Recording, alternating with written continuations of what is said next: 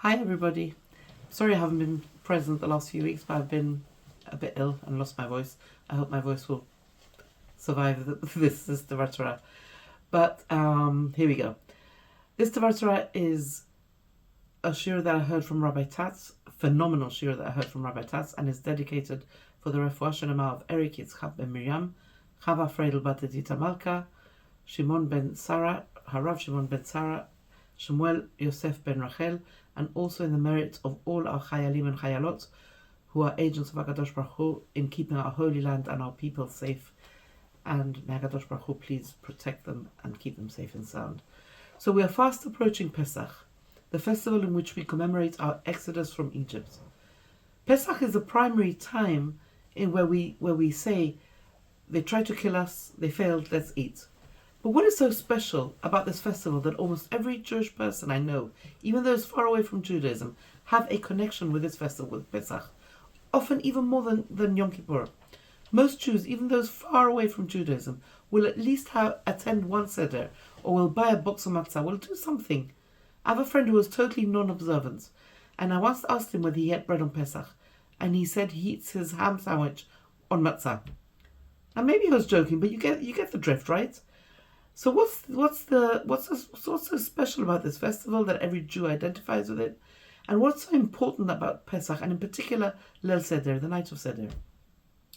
And don't even get me started on matzah, it's a whole shir in and of itself, but we will touch on it here. So let's start with the basics. Rosh Hashanah is the beginning of the human being as a person, as an individual. And Pesach is the beginning of us as a nation. Pesach is where we're conceived, where our DNA is laid down, where the genes of the body of the Jewish people are laid down and being coded, and that is the pull of every Jew towards this festival. We all, even a faraway Jew, actually can feel, even subliminally or subconsciously, the pull, that they're coming back to the womb of the Jewish people. So as a nation, we have two very distinct experiences. Number one, we have the Exodus from Egypt, and number two, we have the giving of the Torah on Sinai, where the people unite, Ke'ish Echad Belev Echad. We've spoken about this before. I'm sure we will again. But before we get to Mount Sinai, we have to go through the Exodus. And it's then a prerequisite for the giving of the Torah that the people stand as one.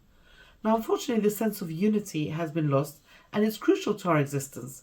So we must understand that Pesach is meaningful to the extent not only that we exit our own personal Egypt, but to the extent that we lift ourselves up from our own consciousness and melt into what and who the Jewish people are as a whole. So who are we as a nation? Let's get this clear. We are not another nation with a national flag or a national homeland, a national dish, a national flower. That's not who or what we are. It's true that we may also have a national flag and a national homeland and some food that we associate with as a nation. But that's not what the Jewish national neshama, the Jewish national soul is. We have to examine the conception of the Jewish people to find out who we are, because that's the moment in which the genetic code is laid down. And the rest of the pregnancy, the birth and development of the child is only the unfolding of what is laid down in that genetic code. So let's examine that moment of conception where the genetic code is laid down, and let's understand it deeply. Okay, so we're told that the moment of that conception of the Jewish people happened when the destruction of the firstborn, of the Egyptian firstborn, was happening. So let's look at that moment a bit more deeply. So as we know, the Torah, when the Torah mentions numbers, we know there are always parallels. And we know that the destruction of the firstborn of Egypt was the 10th plague. I'm not going to go into all the 10s in Torah, but I'm just going to focus on one. The Maharal says that the plagues in Egypt proceed in exactly the same order as the 10 sayings of creation, but in reverse order.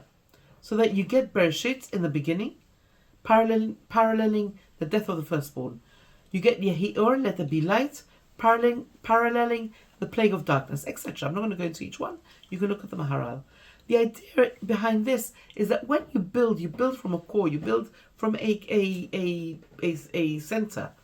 Okay, but Egypt had contaminated the structure so badly that, like an onion, it needed to be peeled back to get back to the core, to get back to where creation was, to the moment of firstness and to be born.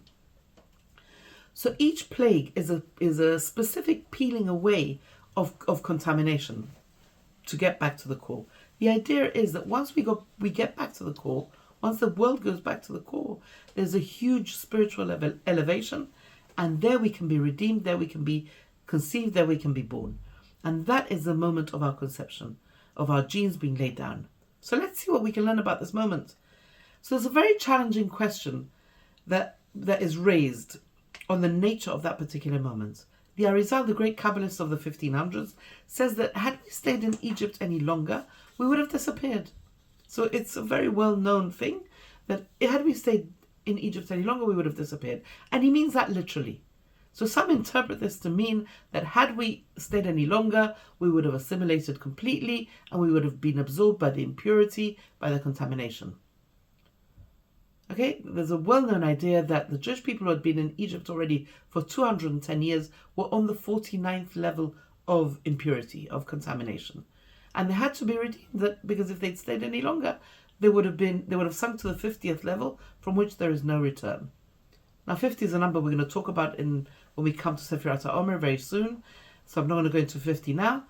But following this idea, the redemption, according to that idea, would have had occurred, because had there been any delay, there would have been no Jewish people left. We reached that critical danger point that had we not been plucked out right at that moment, there would have been we would have ceased to exist as Jews. Okay, but hold on a minute. I just said the Arizal's statement was to be taken literally. That had we stayed one more second, he didn't mean another week or another month or another year. He meant had we not been taken out at that very second, we would have disappeared. And therefore, that's why we were taken out at midnight and not 1 second more. Not 1 second more. Okay? The redemption happened at the last second that it could have. So why is this statement a problem? And the commentaries raise this, by the way. This isn't me raising it. The commentaries raise this problem. So let's picture that last moment where we supposedly would have disappeared had we stayed another moment longer. And let's get this sequence of events right. So when the plague started, slavery had ended. So Egyptian dominion had ended many months before. And what happened during the 10 plagues was that the Jewish people sat back and witnessed the decimation of Egypt, the destruction of Egypt. There was no slavery in those months, just a 10-stage destruction of Egypt. And at the same time, spirituality was being built. And that last moment, that last midnight, was the peak of that experience. So it turns out that the danger of sinking into the depths of depravity, of contamination of Egypt had ended months before. So what was the danger now? So let's look at the question again. Let's consider the question again. If we read the statement of the Arizal without thinking, and we say that had we not been taken out of Egypt, at that very second, had we stayed one more second, we would have disappeared. We would think that we had to be taken out because we were being sucked into the abyss of contamination, and we would have disappeared. But that's not what we're saying at all. That's what the Arizal is saying at all. We can't take the Arizal's statement to mean that we were at such a low spirituality that we would have disappeared. Why? Why can't that be the case? Because the 5 more minutes we're talking about was in the most luminescent, incandescent night. Think about what we say in the Haggadah. It was a night of incredible elevation in the world. It was a night in which we're told HaKadosh Baruch Hu himself was in the world, was present in the world. HaKadosh Baruch Hu himself was manipulating events. We say in the Haggadah, Ani velo malach, Ani velo saraf. I, Hashem, I'm doing things. I'm taking you out of Egypt. No malach, no saraf, no agent. So what does it was a night of incredible spirituality, of incandescence. We're told it's a night that wasn't even a night. It's a night that's revisiting creation. So imagine that. How can the Arizal mean that if we hadn't been saved at that moment, we'd have disappeared? So we're not in danger of disappearing into Egyptian contamination. We were at a spiritual high, not at a low. So how come? So the Gemara says that Hashem does everything through agencies. There are only 3 things he does himself. And that's birth, he opens the womb himself. The opening of the graves in the resurrection of the dead, which is a kind of rebirth also. And the rain, which gives life to everything. So those 3 aspects of life, in giving life, HaKadosh Baruch Hu does himself, and not through any agency, not through any angel or any other agency. So why does the Gemara not mention taking out of Egypt, the exodus of Egypt, as another thing that HaKadosh Baruch Hu does or did? And the answer is obvious, because this is another form of rebirth, right? What greater moment of rebirth is there? This is the ultimate birth. This is us as a nation being born. So that was the midnight that we're talking about, with Hashem himself and not his angels directing every event of that night. We're going back to where Hashem is saying, Anochi Hashem Elokecha. Okay, it's amazing where he is. He's saying, it's me. Okay, the Tum'ah of Egypt has been peeled away, and we've reached the core already. We've gone through the 10 levels of Tum'ah, of impurity. Okay? So that's the moment of midnight we're talking about. You're going to tell me that one more moment of that, we would have disappeared into Egyptian contamination? What could be higher than that? Well, how can the Arizal say such a thing? That's what the commentaries are asking. So one commentary gives an amazing answer. He says that the Arizal does not say 5 more minutes in Egypt would have made us disappear into Egyptian toxic contamination. Quite the opposite. He says that the Arizal is talking not about disappearing out of the bottom of the abyss. He's talking about disappearing out of the top. He's saying we would have spiraled back to the source, we were so high. That moment was so alive with Hashem's presence.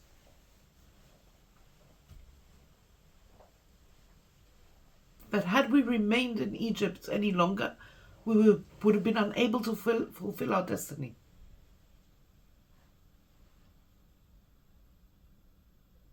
We would have elevated and transcended and gone back to the source and completed history. The process of becoming a Jewish people and receiving the Torah would not have happened. We would have transcended completely. So what's the problem with that?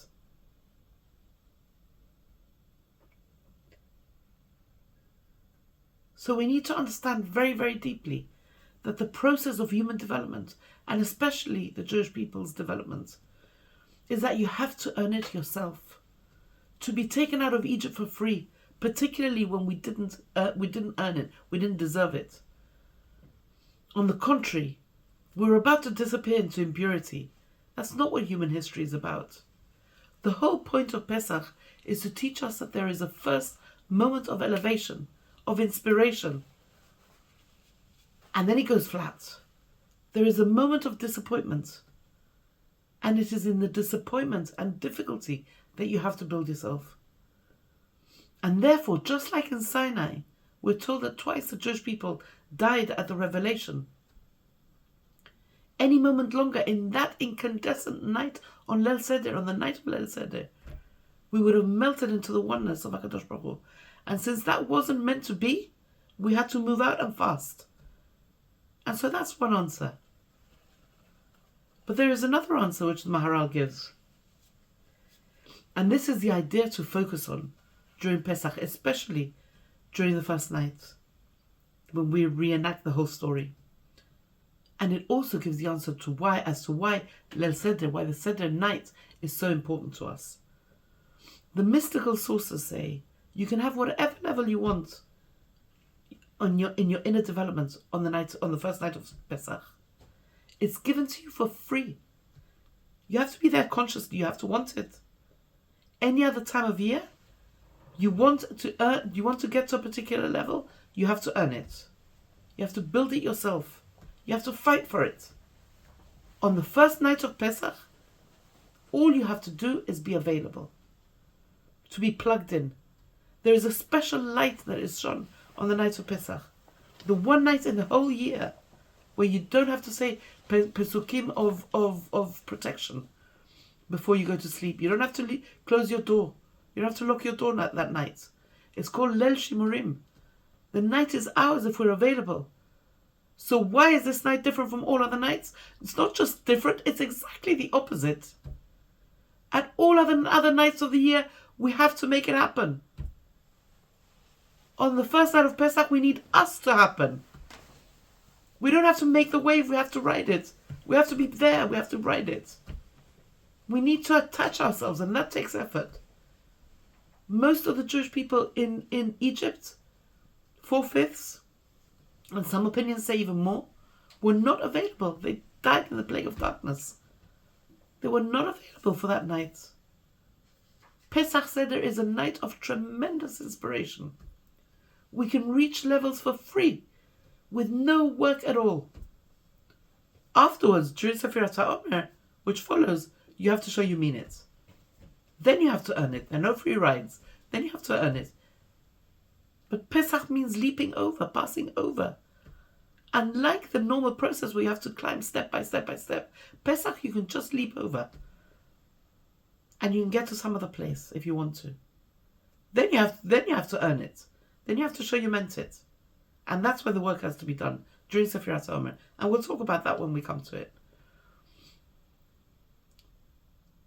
But before we get into the Maharal's explanation of what the problem was with a few more moments in Egypt, let's explain a fundamental idea in Judaism.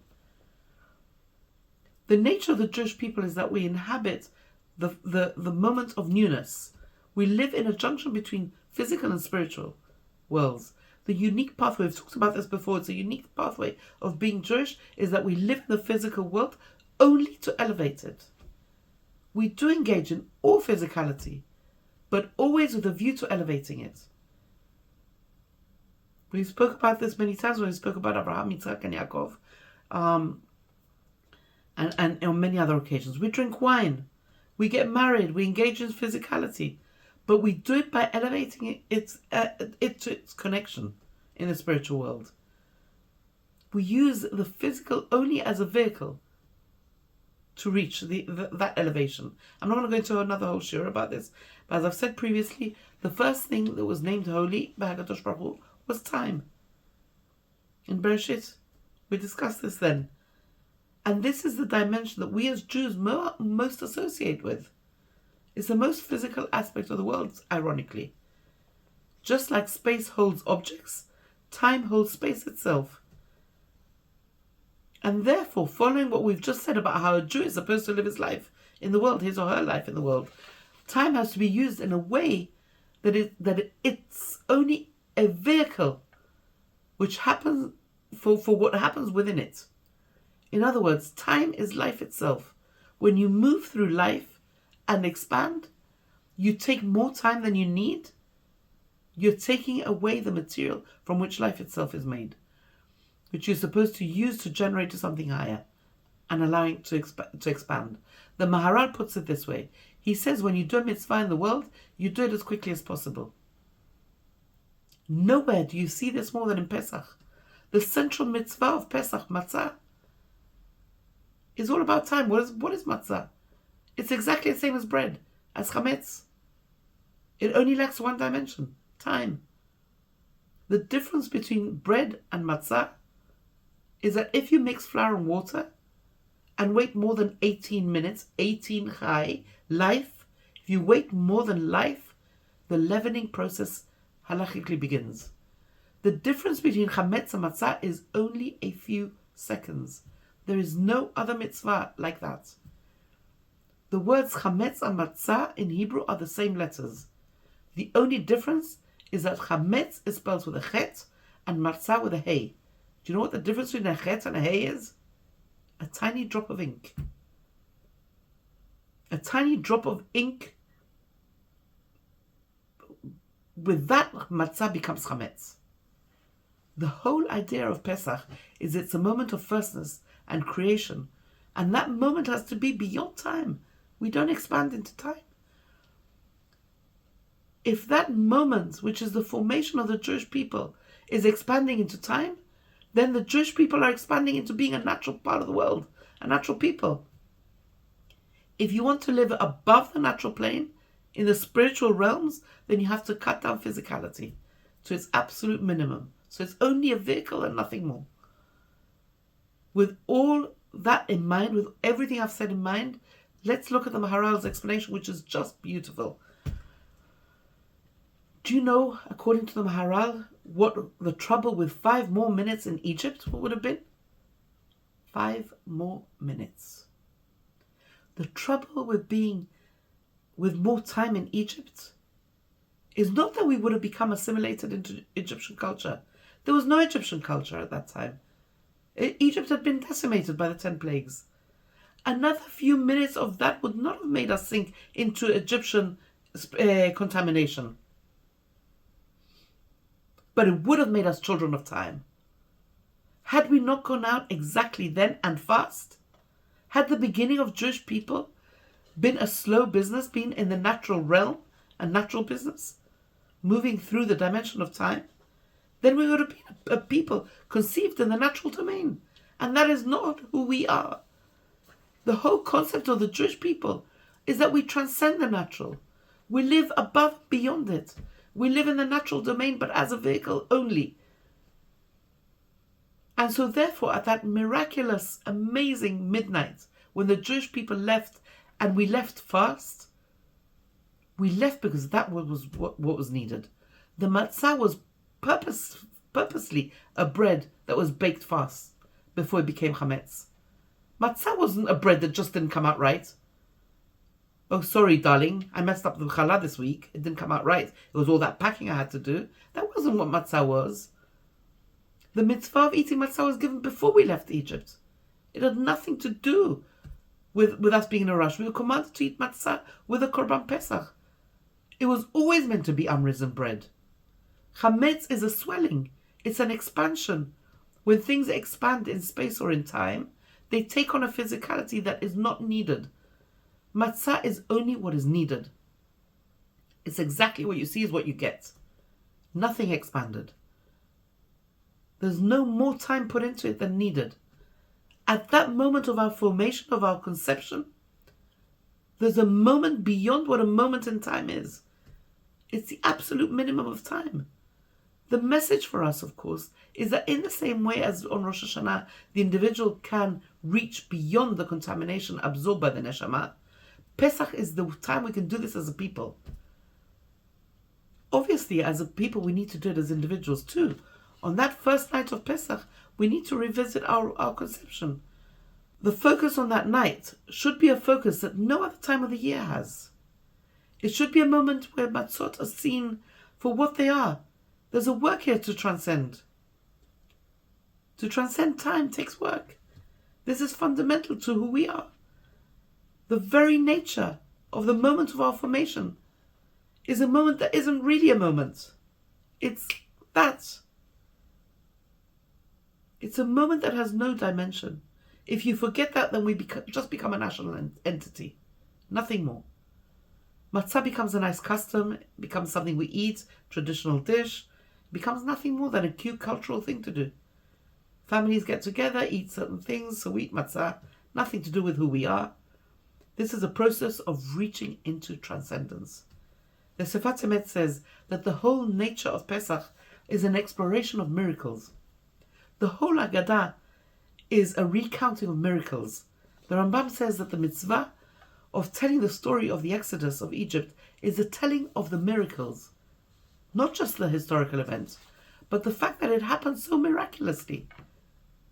Why is the fact that it happened so miraculously significant? What difference does it make whether we came out miraculously or naturally? The fact that we came out miraculously is everything. It's who we are as a people. We live in the miraculous zone.